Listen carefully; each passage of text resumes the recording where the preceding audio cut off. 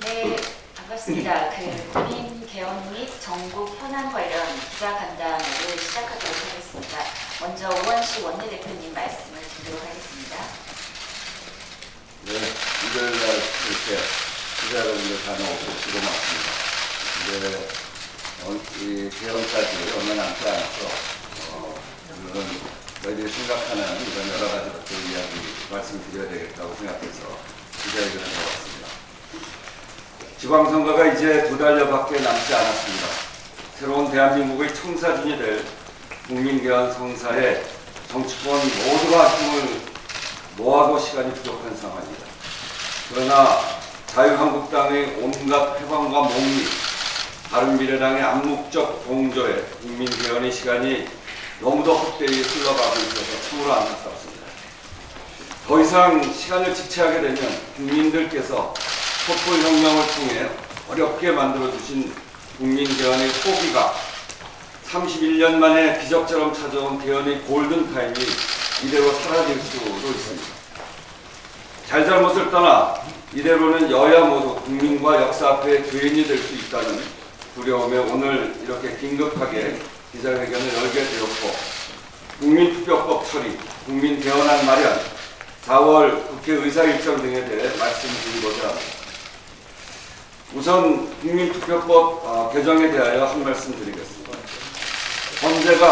현재 국민투표법에 대한 헌법 불일치 결정을 내린 지 이미 4년 가까운 시간이 흘렀습니다.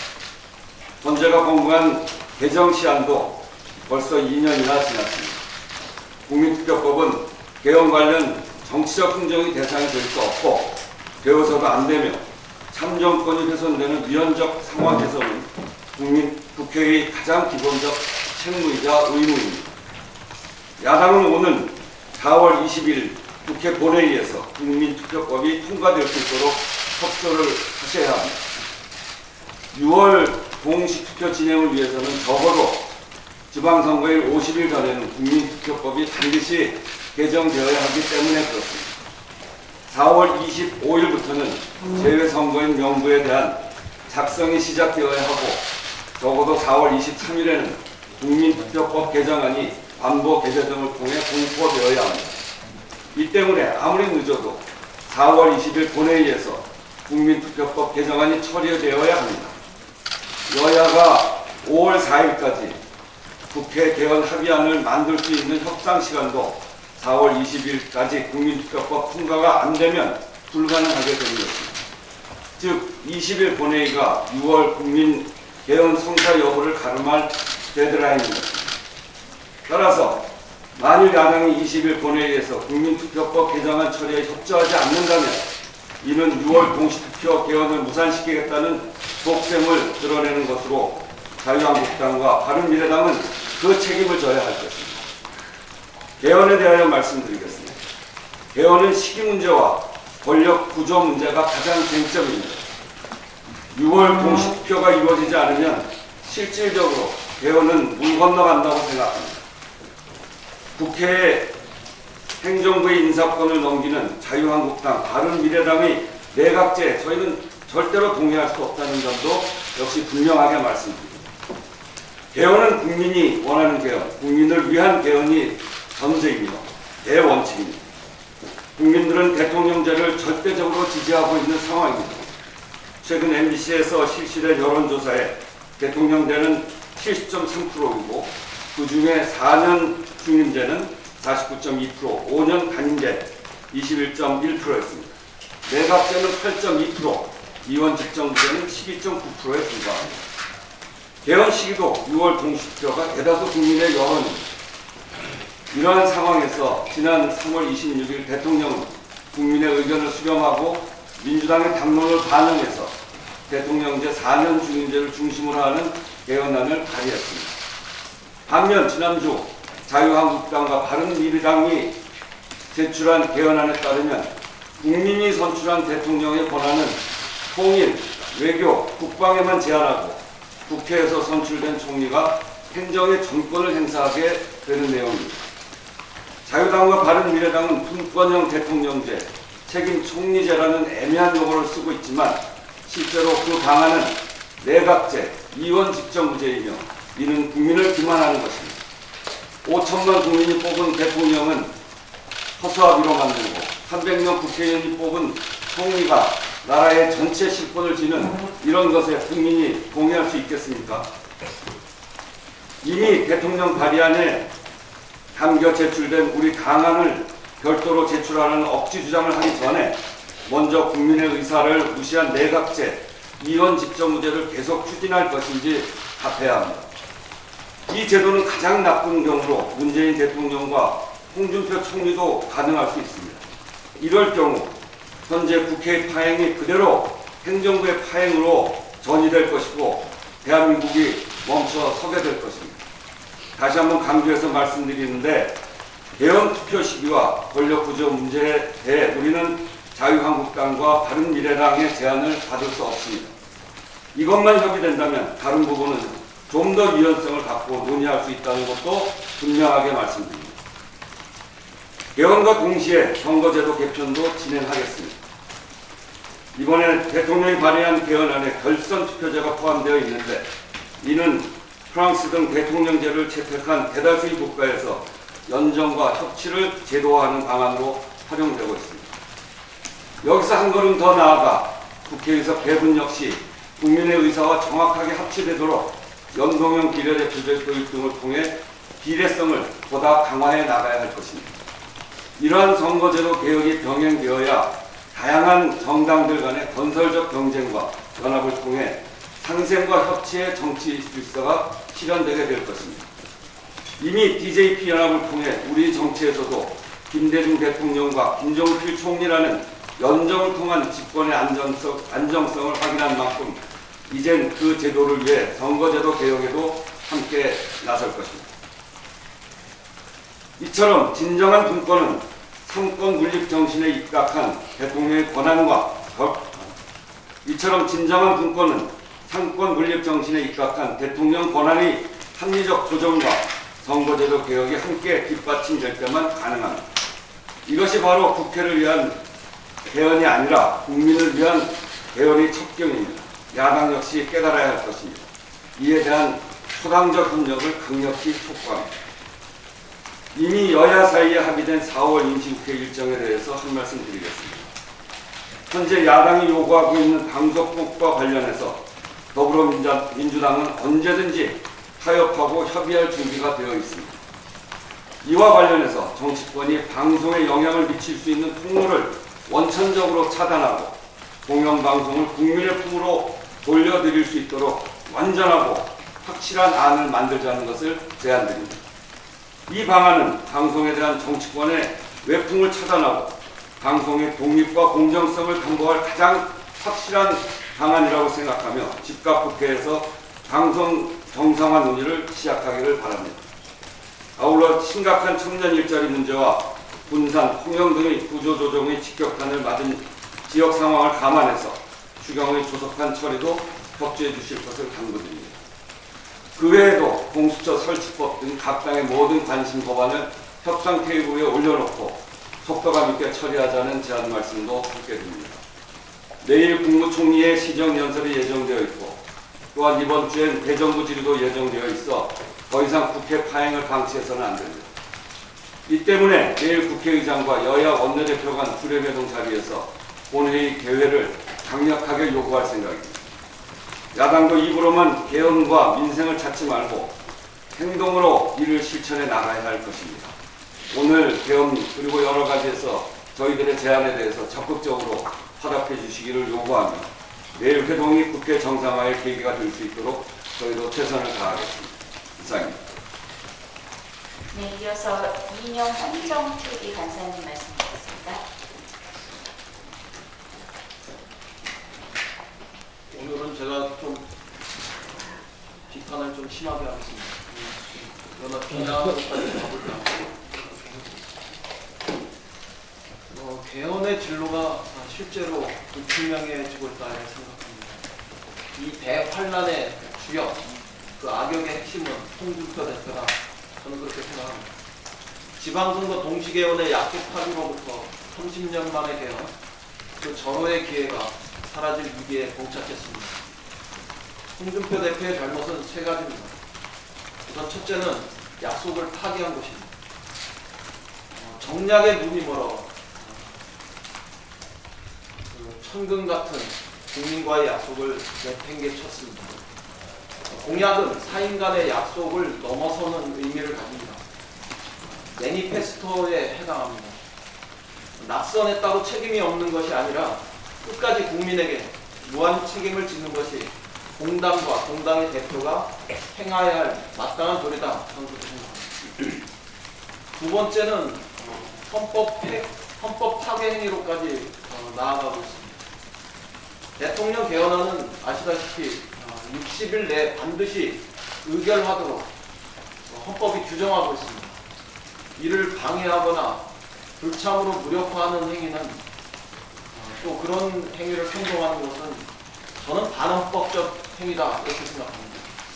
가죽점퍼 입고 반헌법적 행위를 공공연히 선동하는 것은 헌법을 파괴하는 행위에 다름 아니다 이렇게 규정합니다. 셋째는 내로남불입니다. 본인은 국회의원 시절에 주택 공개념을 주장했습니다. 그런데 당은 토지 공개념을 사회주의 헌법이라고 이야기합니다. 지난 총선에서 강봉균 선대위원장은 그 입을 통해서 동일가치 노동, 동일임금을 주장한 바 있습니다. 그런데 홍준표 대표는 이제 와서 마르크스 사회주의 이론이라고, 사회주의 개헌 시도라고 주장합니다. 이런 행위는 정치 불신을 넘어서 극혐의 대상으로 우리 정치를 내모는 일이다 이렇게 생각합니다. 뒤집을 것을 뒤집어야 하고 국가 최고의 가치인, 최고의 약속인 헌법을 걸고 한 약속, 이것을 뒤집어서는 안 된다 이렇게 생각합니다. 술 취해서 한 약속이라도 지키겠다는 대통령의 언행과 극단적으로 대비된다 저는 그렇게 생각합니다. 김성태 원내대표에게도 한마디 하겠습니다. 개헌과 관련한 정치 협상의 최대 장애는 원내대표라고 생각합니다. 홍준표 대표와 마찬가지로 세 가지 잘못을 하고 있습니다. 우선 첫째는 무례합니다. 공당의 대표인 우원식 대표를 패싱하려는 온라인, 이것이 너무 자주 반복되고 있습니다. 용납할 수 없다 이렇게 생각합니다. 혹여 대통령과 맞짱 뜨는 이미지를 만들어서 자신의 정책 위상을 높이려 한다면 그건 정말 낮은 수준의 정치 커머셜리즘이다. 저는 이렇게 단정합니다. 개헌에 대한 이해도를 좀 더 높이시면 우리 우원식 대표가 실권을 가지고 정치 협상에 임하고 있다, 진실되게 임하고 있다 이런 점을 알 수 있을 거라고 생각합니다. 둘째는 정치를 완력 게임으로 몰아가고 있습니다. 시종일관 말 바꾸기를 반복하면서 문제를 해결하기보다는 꼬이게 만들고 있다 이렇게 생각합니다. 당론을 2월 말에 정하겠다 그러더니 3월 중순으로 넘겼고 어느새 흐지부지해서 3월 말까지 끌고 왔습니다. 그 과정에 선거법 바꿔서 선거 연령 18세 인하하겠다, 또 선거제도 연동형 비례대표제로 받아들일 수 있다 이런 등등의 이야기를 하면서 시간만 끌었습니다. 거기에 GM 국정조사, 그리고 추경, 연계 이런 것들을 통해서 개헌 국면을 정치 협상으로 진척시키지 못하고 꼬이게만 만들고 있습니다. 다시 말씀드리지만 정치는 완력이 아니다. 대화 협상의 장으로 나와야 한다. 진실되게 나와야 한다. 이런 점을 고언하고 싶습니다. 그 다음에 세 번째는 내로남불입니다. 불과 1, 2년 전에 국회 대정부 질의를 통해 가지고 지방선거 동시개헌의 약속을 자기 입으로 다그치고 또 다짐받고 그랬습니다. 그런데 이제 와서 언제 그랬냐는 듯이 적반하장격으로 철판 앞면만을 과시하고 있습니다. 저는 김성태 원내대표가 근본적인 생각과 또 자세의 전환이 있어야 한다 이렇게 생각합니다. 자유한국당도 이 모든 잘못된 정치행위에 동조하고 있어 보입니다. 제왕적 대통령제는 극복하자면서 이른바 폭군적 정당 독재에 침묵하고 있습니다.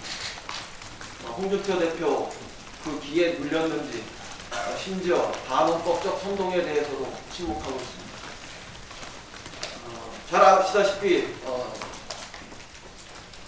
지방선거 동시개헌 연기에 대해서 침묵했습니다. 지난 9월 어떤 언론사의 조사 때에는 자유한국당 국회의원님들이 대답의 80.4% 이상이 지방선거 때 동시개헌이 바람직하다고 응답했습니다. 그런데 홍준표 대표가 입장을 바꾸니까 모두가 지방선거 동시개헌 반대를 앵무새처럼 반복하고만 있습니다. 또 대통령 개헌안 표결에 참여하면 제명하겠다, 이렇게 홍준표 대표가 소속 의원들을 겁박하는 언행을 했을 때도 침묵했습니다.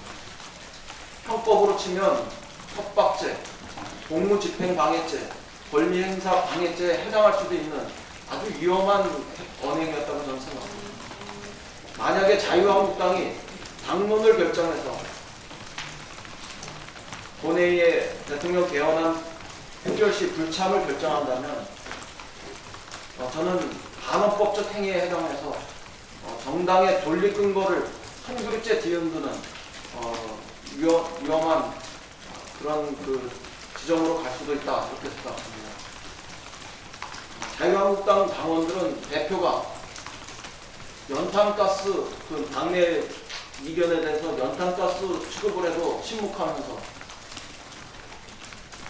오직 우리 당의 일부 국회의원들께서 분권형 대통령제를 주장했던 것, 그것에 대해서 침묵하고 있는 것에 대해서만 비난하고 있을 뿐이라, 이런 점을 자유한국당 국회의원들께서도 돌아보셨으면 좋겠습니다. 우원식 대표께서 말씀하셨지만 4월 20일이 데드라인으로 보입니다. 최소한 국민투표법은 그때까지 개정해야 합니다. 그래야지만 지방선거 동시개헌을 위해서 국회는 5월 4일까지 추가적인 시간이라도 벌어볼 수 있으리라고 생각합니다. 현재는 개헌 논의가 본격화되기 이전에 이미 2014년 7월 24일에 헌법 불합치 결정을 내리면서 2015년 12월 31일까지 국민투표법을 개정하라고 결정했었습니다. 이 사실만 분명히 확인하면 개헌 논의와 국민투표법의 개정은 기본적으로 무관한 문제다, 이렇게 판단할 수 있으리라고 생각합니다. 이런 것을 정략적으로 활용하는 것은 국회 전체의 직무유기를 초래하는 헛것다고 저는 생각합니다. 국민투표법을 개헌의 볼모로 삼는 것은 정말 유치하기 짝이 없는 낮은 수준의 정치행위다, 이렇게 저는 규정합니다. 자유한국당에게 즉각적으로 국민투표법의 개정을 촉구합니다. 그리고 4월 20일까지 이것이 이행되지 않으면 우리는 자유한국당이 개헌에 대한 의지가 없다, 이렇게 규정하고 협상 파트너로 더 이상 인정할 수도 없다, 이런 점을 말씀드립니다. 더 나아가서 더 이상 협상 테이블에서 마냥 기다리지도 않을 것이라는 점을 경고하고 싶습니다. 4월 20일까지 6월 지방선거 동시개헌과 대통령제를 근간으로 하는 협치와 분권의 길로, 헌법 개정의 길로 나올 것을 촉구합니다. 이상입니다. 네, 이어서 우리 안혜미 진선미 변호사님 말씀 듣도록 하겠습니다.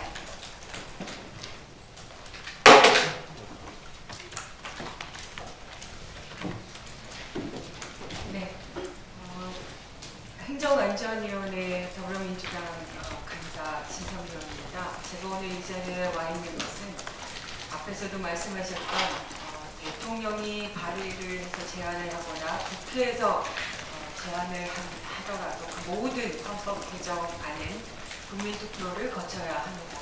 그 국민투표법이 우리 행정안전위원회 안전소위에서 심의할 대상입니다. 근데 지금까지 어떻게 아직 이렇게 왔는지에 대해서 여러분들 국민분들께 알려드리고자 지금 이 자리에 나왔습니다. 이미 앞에서도 말씀해 주셨지만 실제로 재외 국민의 참여를 제한하고 있는 현행 국민투표법 제14조 제1항에 대해서 헌법재판소에서 헌법 불합치 결정을 2014년 7월에 내렸습니다. 7월 24일에. 그래서 그 내용은 현행 규정으로는 투표인 명부 작성이 불가능해서 국민투표 실시가 어려우니 이 국민투표법을 적어도 2015년 12월 31일까지 개정하라고 명하고 그 시간이 지나면 2016년 1월 1일부터 그 효력이 그 조항의 효력이 상실되도록 돼 있는 것입니다. 결국 2016년 1월 1일까지 우리가 개정을 하지 못했기 때문에 관련된 규정은 효력이 상실된 채로 있는 것입니다. 그래서 실제로 선관위에서는 재외국민 참정권 보장과 사전투표, 또 선상투표 제도 도입 등 국민투표 절차의 개선을 위한 국민투표법에 대한 개정 의견을 2017년 10월 17일에 이미 국회에 제출해 놓은 상태입니다.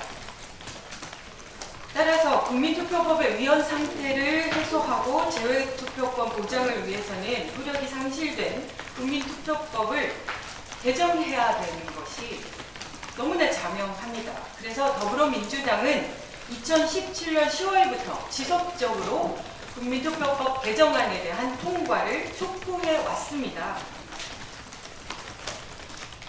그리고 그 부분과 관련해서 당연히 여야의 의원들을 모두가 이 국민투표법 일부 개정 법률안을 발의해 놓은 상태입니다. 대표적으로 나경원 의원, 김도우 의원, 이원욱 의원, 신재원 의원, 유재중 의원, 한진규 의원, 이용호 의원들이 모두 이 국민투표법에 대한 개정안을 발의해 놓은 상태입니다. 우리 행정안전위원회에서 이 국민투표법 개정안에 관해서 논의된 경과에 대해서 말씀드립니다. 이미 2017년 11월 20일에 행정안전위원회 안전소위에 이 모든 법안들이 회부되어 있는 상태입니다.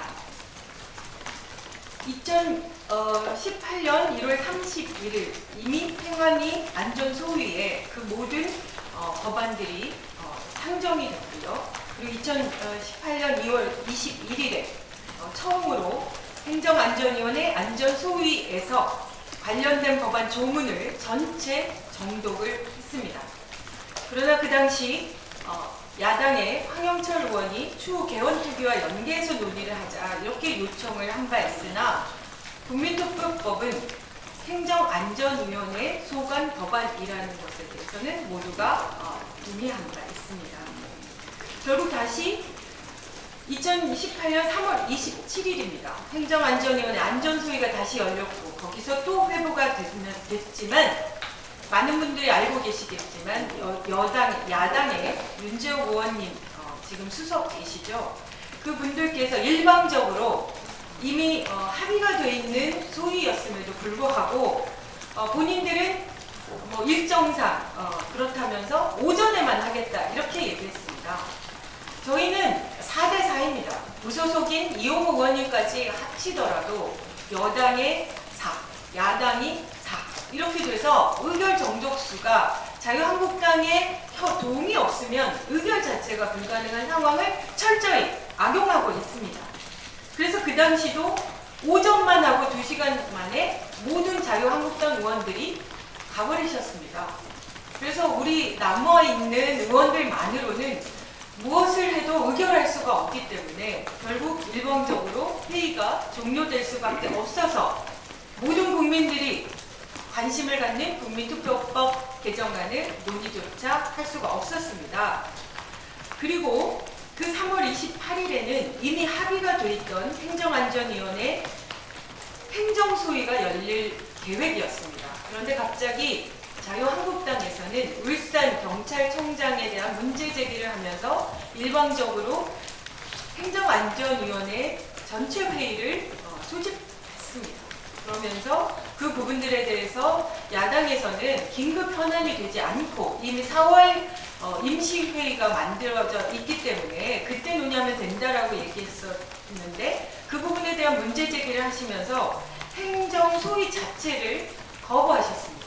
그래서 기다리고 있던 모든 소관부서, 경찰, 재난안전부, 그리고 중앙선관위까지 모든 분들이 다 허탕치고 되돌아가셨어야 했습니다. 의원들은 물론이고요.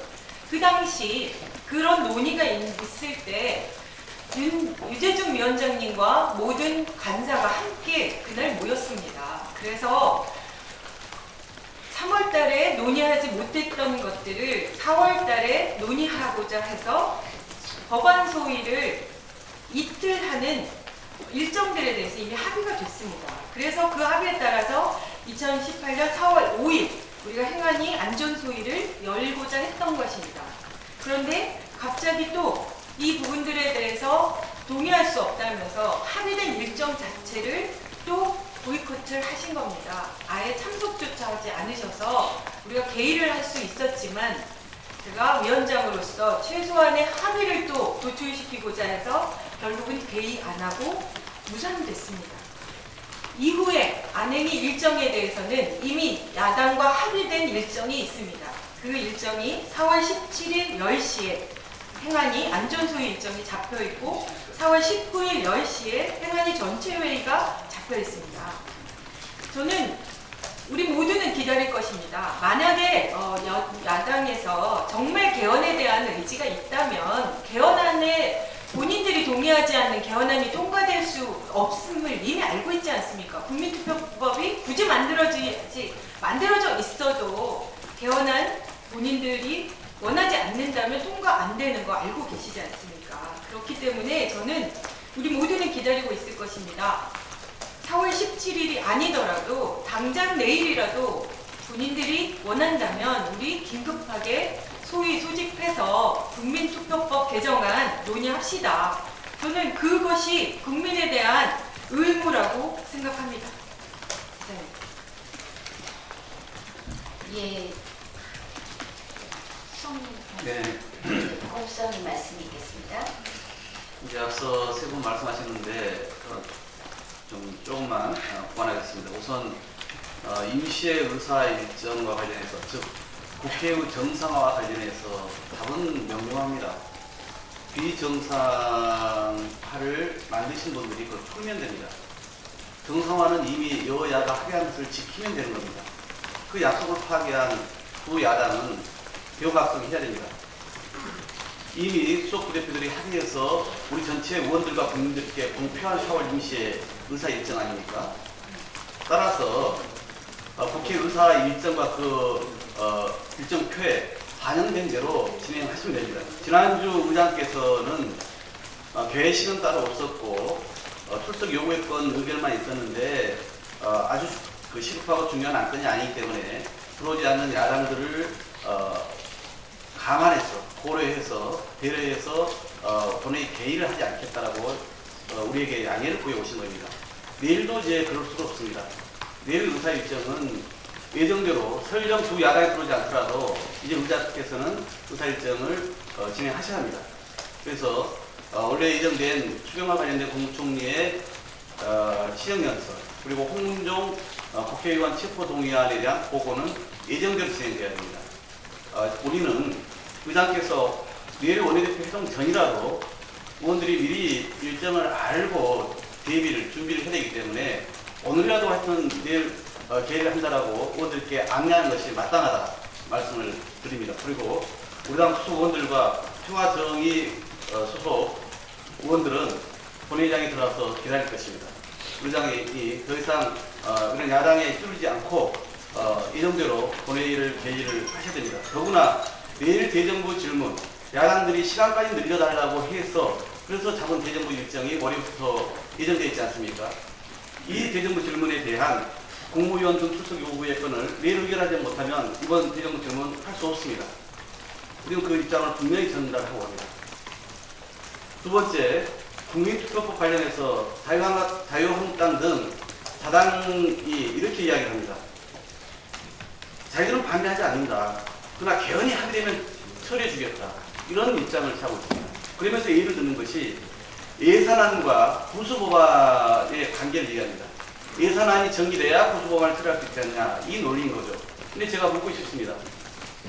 국민투표법은 개헌만 있는 것이 아닙니다. 국가의 중대한 사안에 대해서 국민투표를 할 수 있게 되어 있습니다. 모든 것을 왜 다 개헌하고만 연계시킵니까? 그리고 개헌 논의를 시작하기 전부터 이미 위헌 판결이 났습니다.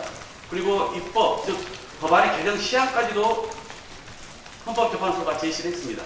이것은 개헌과 별개로 논의를 하는 절차법입니다.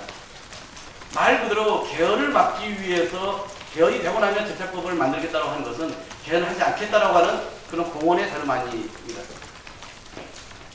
그래서 우리는 4월 20일까지 국회에서 이 법 개정을, 국민투표법 개정을 협조하지 않는다면 국회 합의에 의한 개헌 추진 의사가 없는 걸로 간주할 수밖에 없다고 말씀을 드린 겁니다. 세 번째, 방송법 처리와 관련해서 언론장악방지법 처리하자는 겁니다. 우리는 이 언론장악방지법이라고 명명되는 방송법을 조속히 처리하자는 입장에 대해서는 변함이 없습니다. 이를 위해서 상임위에서 해당 법안들을 본격 심사합시다. 그래서 공영방송을 정치권이 아닌 국민의 품으로 돌려줄 최적의 방안을 반드시 이번 기회에 만들자는 겁니다.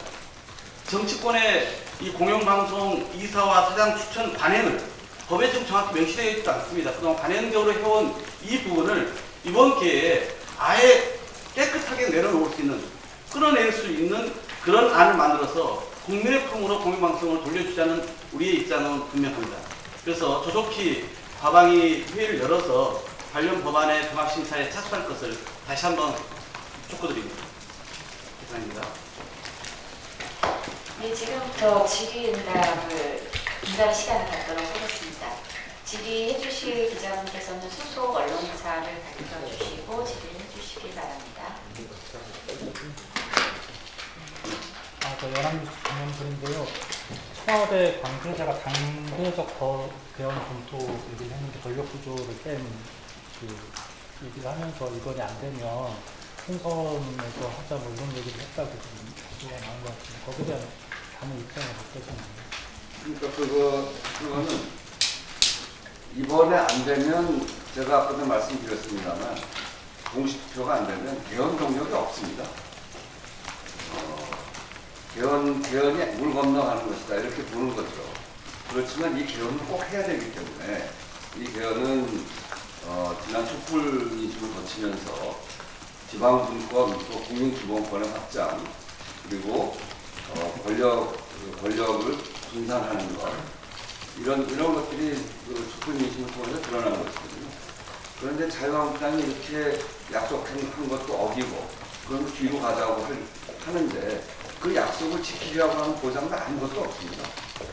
그저 공식투표에서 지방선거에 불리함이 혹시 있을까 때문에 뒤로 미루자고 하는 건데 개헌에는 관심이 없다고 보는 거죠. 그렇기 때문에 공식투표가 안 되면 개헌 동력은 사라질 것이고 그리고 이 개헌을 다시 할 수 있는 기회는 다음 총선과 연계되어 있는 그런 시점에는 가능하지 않을까 하는 게 저희들의 생각입니다.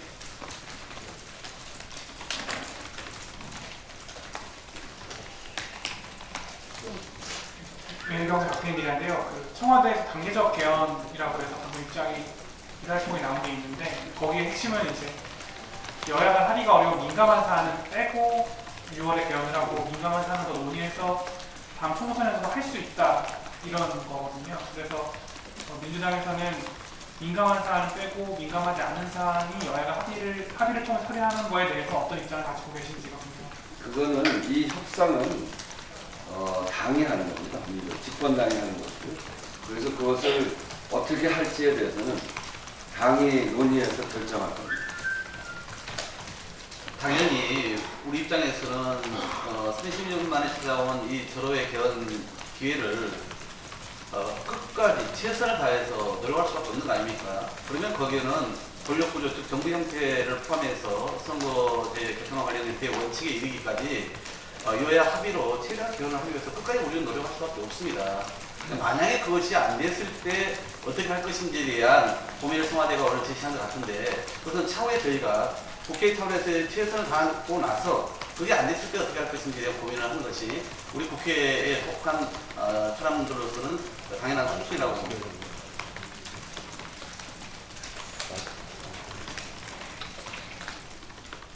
예, 질문 없으시나요? 아, 예. 저는 중앙뉴스의 박효영 기자라고 하는데 진짜 한국당이 그동안 개헌정부에서 보여온 입장들을 보면은 결국에는 이제 최대한 국회로 권력을 많이 가져오려는 것이잖아요. 그게 핵심인 것 같은데 그러면서 이제 10월 투표도 얘기하고 6월 투표도 얘기하고 민주당도 압박하고 최근에는 이제 대통령이 결단을 내려야 된다고까지 하는데 국민투표법도 결국에는 개헌안에 합의를 이루면 해주겠다는 거는 얼마나 국회에다가 권한을 줄 수 있느냐 이런 거잖아요. 근데 이제 민주평화당이나 정의당도 이제 중재를 해야 된다면서 이제 총리 추천제를 계속 이야기하고 있어요. 총리 추천제나 선출제나 다 의원 내각제라고 이제 반대 입장을 하셨는데 세상적으로 공원 같은 경우는 총리 추천제는 적어도 대통령제랑 조화를 이루는 것이다. 그래서 민주당이 이 정도까지는 양보를 해야 된다는 식으로 선정비어까지 다시 해서 이야기하고 있거든요. 여기에 대해서 뭐 여기서 누누이 얘기한 건데 국민을 위한 개헌이 되어야 된다 이런 겁니다. 국회가 저희도 국회의원입니다만 요즘 참으로 참담합니다. 정말 상식적으로 풀 수 있는 이야기도 국회만 너무너무 정쟁이 되니까요. 신고리 오류코기에 이 갈등을 누가 해결했습니까? 결국 공론화위원회라고 하는 시민들이 나서서 하는데 원래 국회는 대의기관이고 국민들이 생각하는 갈등을 풀어가고 있는 기관이 국회인데 국회는 지금 전혀 기능을 못하거든요. 그렇기 때문에 국회가 행정부를 구성하는데 좀 더 많은 권한을 가지고 참여하게 되면 이게 까딱 국회의 갈등이 행정부로 그대로 전이될 가능성이 굉장히 높은 거죠. 그래서 이 부분에 대해서는 우리는 확고합니다. 그래서 그렇게 국회의 갈등이 행정부로 옮겨가는 방안, 그것은 옳지 않고 국회와 행정부 간의 관계는 상권 분립을 분명히 해서 행정부의 권한은 행정부의 권한으로 하고 국회의 권한은 행정부를 감시하고 견제하는 기능을 하는 것이 그 원론적이고 원칙적으로 맞다. 거기에서 이런 국회에 대한 국민들의 불신을 해소하기 위한 국회의 노력이 전제되지 않는 상태에서 지금 그렇게 가는 것은 오히려 그렇게 만들어진 개헌은 국민들이 부결시킬 가능성이 굉장히 높습니다. 그래서 국민들의 의사가 어디에 있는지, 국민들의 요구가 어디에 있는지를 정확하게 보고 그 길로 따라가자고 하는 겁니다.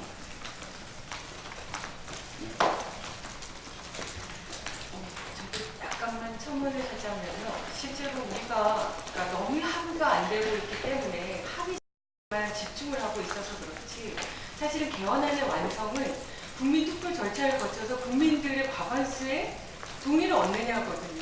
우리가 아무리 합의를 했다고 하더라도 국민투표 과정에서 과반수의 동의를 얻지 못하면 불허미답이 되는 거 아닙니까? 그럼 결국은 중간중간에 합의를 할 수 있느냐도 중요하지만 국민투표를 통해서 국민들의 다수의 동의를 얻을 수 있는 내용으로 합의를 할 거냐 이것도 중요한 거죠. 근데 지금 다들 알고 계시지만 여론조사에 나오고 있는 것이 명령 가능한 거 아닙니까? 야당에서 요구하는 그 합의안으로는 도저히 국민투표 절차를 거칠 수가 없는데 그러면 왜 합의를 하는 거죠? 우리 그 부분에 대해서 조금 더 집중해 주시면 좋겠다고 생각합니다. 여기 이승현 기자인데 지난 2월 초에 처음 개헌안, 민주당 개헌안을 얘기했을 때만 해도 이인영을 하는 분이시지만 그때도 약간 좀 그때의 태도를 들어보면 야당하고 협상할 수 있는 어떤 폭을 좀 남겨놓고 안을 발표했다 이런 그때도 대통령 4년 군임제를 내세우신 게 아니라 그냥 대통령제를 기본으로 하겠다라고 하면서 4년 군임제를 굳이 못 받지 않은 거는 어떤 야당하고 협상할 때 어떤 여지를 남기기 위한 그런 장치였다라고 말씀하셨는데 사실은 대통령 개헌안이 나오고 나서 그 이후에 민주당에서 말씀하신 거나 이런 태도를 보면 그때의 그런 여지가 확 줄어든 게 아니라는 느낌이 들거든요. 그러니까 오히려 지금은 아무것도 받을 수 없는 그러니까 대통령안이 아니면 야당에서 얘기하는 어떤 것도 받을 수 없겠다 이런 느낌까지 들기도 하는데 사실은 진성 의원님 말씀하신 대로 국민이 받아야 되는 게 우선이긴 하지만 그러니까 그게 중요하긴 하지만 거기까지 가는 과정조차도 되지 않는다면 국민의 의사조차를 누릴 수가 없는 거지 않습니까? 그런 부분은 어떠한 좀 협상 전략을 가지고 계신지 말씀해 주십시오. 좀 얘기가 같은 것 같으면서도 좀 다른 얘기를 하는 것 같은데요. 우선 예컨대 지금 국무총리 선출제와 국무총리 추천제는 너무 다르다. 이런 거는 이해하시잖아요. 네. 근데 국무총리 추천제도 1인 추천하는 것은 사실상 선출에 가까운 거고, 복수 추천이나 거기 비토권이나 뭐 해임권 이런 부분들이 더 얼마큼 디자인되느냐에 따라서 이원 정부제적 요소가 많이 있거나 아니면은 대통령 중심제적 요소가 많이 있거나 이런 게 달라지는 것에 대해서는 이미 말씀을 드렸고요. 그러니까 그게 총리 선출제냐, 총리 추천제냐 이런 식으로 이렇게 단순하게 이야기하기는 어려운 부분들이 있는 거 아니겠습니까? 그래서 그 점을 우선 감안하셔서 저희들이 생각이 바뀌었다거나 혹은 뭐 입장이 달라졌다 이렇게 말씀하시지 말았으면 좋겠습니다.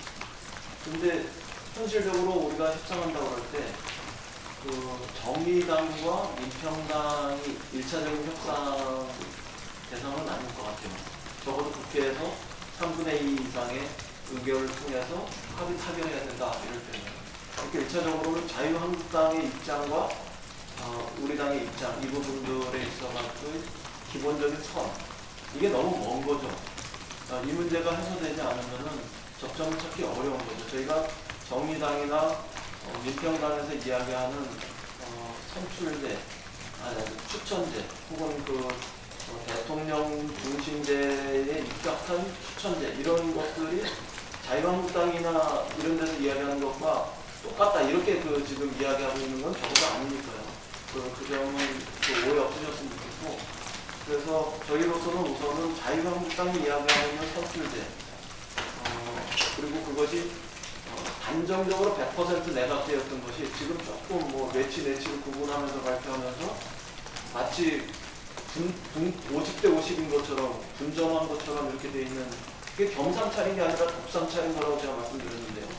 현행 정부 조직 체계에 있어가지고 장관 3명, 원장 1명, 부장 2명 이걸 제외하고는 거의 다 국무총리가 14개 장관, 그 다음에 3개 위원장, 그 다음에 14개 예컨대 내청장, 그 다음에 3개 처장 이런 것들을 사실상 다 임명하면 그걸 이원정부제라고 하니까 사실상 내각제에 있는 독상 차린 독임 총리식에 가까운 그런 이원정부제 그러니까 사실상 내각제에 가까운 거 아니었을까 이런 부분들에 대해서 우리가 지금 이야기를 하는 거지 뭐 그 차이의 부분을 모른다 이렇게 이야기하는 것은 아니죠.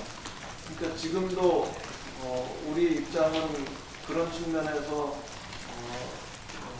이해해 주셔야 되지 않을까 이렇게 싶고요. 제가 그냥 좀 비유로 이야기하면 원래 아버지인 것을 니네 아버지인지 우리 아버지인지 협상해보자 이렇게 얘기하면 안 된다고 생각합니다. 원래 어머니인 것을 너네 어머니인지 우리 어머니인지 협상해보자 이렇게 얘기하면 안 된다 이렇게 보여집니다. 6월 지방선거 공시개헌의 문제는 원래 해당하는 문제지 그게 무슨 조건이 되는 문제는 아니지 않습니까? 그 다음에 우리가 어떤 이견이 있을 때 이 이견을 해소하는 방법은 우리가 이야기했던 분권과 협치의 과정에서 접근해보는 방법도 있는 거고요. 그 다음에 또 하나는 국민이 어떤 생각을 하는가 이것 속에서 판단을 해야 하는 부분들이 있는 건데 그 두 가지 어느 것도 지금 자유한국당이 임하고 있지 않은 거 아닙니까?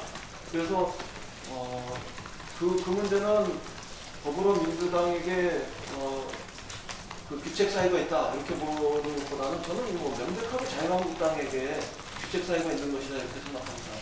그래서 국민의 뜻에 입각해서도 자유한국당이 더 돌아서야 되는 것이고 그 다음에 실제로 협상을 할 생각이 있으면 분권과 협치의 이런 정식 속에서 협상할 생각이 있으면 자유한국당이 더 와야 된다 이렇게 생각합니다. 그리고 우리로서는 이미 수석도 말씀하셨고 대표도 말씀하셨지만 여러 차례 말씀하신 걸로 저는 기억하는데 결선 투표제라는 이런 새로운 제도의 도입 과정에서 분권과 협치로서 이야기하려고 했던 그 핵심적으로 이야기했던 대통령 권력의 분점 내지는 공유 이런 것들이 결선 투표제에 관해서 확실히 열려버렸지 않습니까? 결승전에 올라가려면은 3당, 4당 혹은 소수당 이런 것과 1당 또는 2당이 대통령과 국무총리, 주요 장관 이런 부분들에 대해서 서로 연정 구상에 대해서 합의하고 분권과 협치의 그 길을 걷지 않으면 안 되는 것이고, 그리고 경우에 따라서 대통령이 그것을 해임한다고 할 때도 연정이 파괴되면 이런 위험성이 있기 때문에 그렇게 쉽게 마음대로 파괴하지 못하는 이런 과정 속에서 분권과 협치의 그 길이, 정치 과정이 확고하게 열리는 이런 것들까지도 우리는 이미 한 거예요. 그러니까 그런 점들을 생각하면은 지금은 더불어민주당에게 규칙사유가 있는 것이 아니라 자유한국당에게 규칙사유가 명확하게 있는 문제이기 때문에 자유한국당이 더 많이 변할 때 실제로 국회에서 정치적 합의를 통해서 개헌안이 발의될 수 있는 이 길이 열리는 건 아니냐. 저는 좀 그렇게 생각합니다. 조금 더 추가해서 얘기하면 지금 이제 얘기했던 저희가 전동영 비례대표제와 대통령 선거에서 결선 투표 두 개를 얘기한 거거든요. 이게 저희는 우리가 당에서 이야기했던 대통령제를 기본으로 하고 연정과 협치의 길을 넓혀가겠다 하는 아주 핵심적인 겁니다. 연동형 비례대표제를 하면 어떤 경우에도 당이 굉장히 여러 당이 다당제가 되고 또 한 정당이 과반 이상을 갖기가 굉장히 어렵게 되어 있죠. 그런 속에서 대통령 결선 투표제를 하면 말씀하신 대로 대통령을 정권 대선에서 이기기 위해서 그 50%를 넘도록 이렇게 구성하게 됐죠. 그게 이제 DJP 연합 같은 거 아니겠어요? 그렇게 되면 집권 세력 안에 소수파, 소수정당에게 총리를 추천하도록 하는 겁니다. 그 총리뿐 아니라 여러 국무위원들도 소수정당의 추천을 받게 돼 있죠. DJP 연합도 그렇게 한 거 아니에요? 그때 JP 김정필 총리가 국회에서 6개월 이상을 선출이 안 됐어요. 국회 투표를 통과하지 못했습니다. 김대중 대통령이 끝까지 통과시키려고 그렇게 노력을 해서 그게 안 되면 연정이 파괴가 되니까 그런 약속을 지킨 겁니다. 이 안에서 집권 세력 안에 소수정당에게 총리를 맡긴 것, 그거 책임 총리 아니겠습니까? 우리가 생각하는 길은 이런 길이라는 거예요. 지금처럼 자유한국당을 하자고 하는 것은 지금도 생각해보면요. 정당으로 보면 두 당이 148명입니다. 그리고 우리가 평화와 정의 모임 합치면 145명입니다. 거기에 저쪽에 가 있는 세 분 비례대표가 이제 이쪽 편을 든다고 해서 좀 바뀌었다 이렇게 되는데 만약에 그게 아니라면 선출되는 그런 상황에서 선출하면 제1당의 대표가 총리할 가능성이 굉장히 높죠. 이게 불가능한 게 아닙니다. 그래서 어떤 방식의 연정과 협치를 만들어가는 것이 옳은가 그렇게 문제를 봐야 되는 것이고 지금 이 논제는 그 논제입니다. 예, 더 질문 없으신 걸로 알고. 그리고 이제 20일까지 국민투표가 안 되면 저쪽에 걷어차는 걸로 국민투표 개헌을 할 의사가 없는 것으로 간주하겠다는 것이 아니고 개헌을 할 의사가 없는 겁니다. 그리고 개헌 내 국민투표법이 부수법안 그것도 아니고요. 왜 그러냐면 국민투표법은 20일까지 개정되지 않으면 끝입니다. 그 다음에는 절차에 들어갈 수가 없어요. 개헌을 논의해도. 근데 국회에서 개헌 합의안을 만들 수 있는 시한은 5월 4일입니다. 14일. 2주를 안 하겠다는 겁니다. 그러니까 5월 4일을 합의해도 공식투표를 할 수가 없게 됩니다. 그렇기 때문에 14일을 걷어차는 것, 이건 뭐냐면 개헌 안 하겠다는 거죠. 여기서 국민투표를 합의해서 통과시키고 난 다음에 합의가 안 되더라도 14일 동안 합의하면 그거는 진행되는 거고. 그러니까 14일을 걷어차는 거는 개헌을 하지 않겠다 이런 생각을 다 이 속으로 갖고 있는 거고 실제 그 행위를 하는 겁니다. 예, 이후에 또 오찬을 같이 하실 거니까요. 더 질문이 있으신 분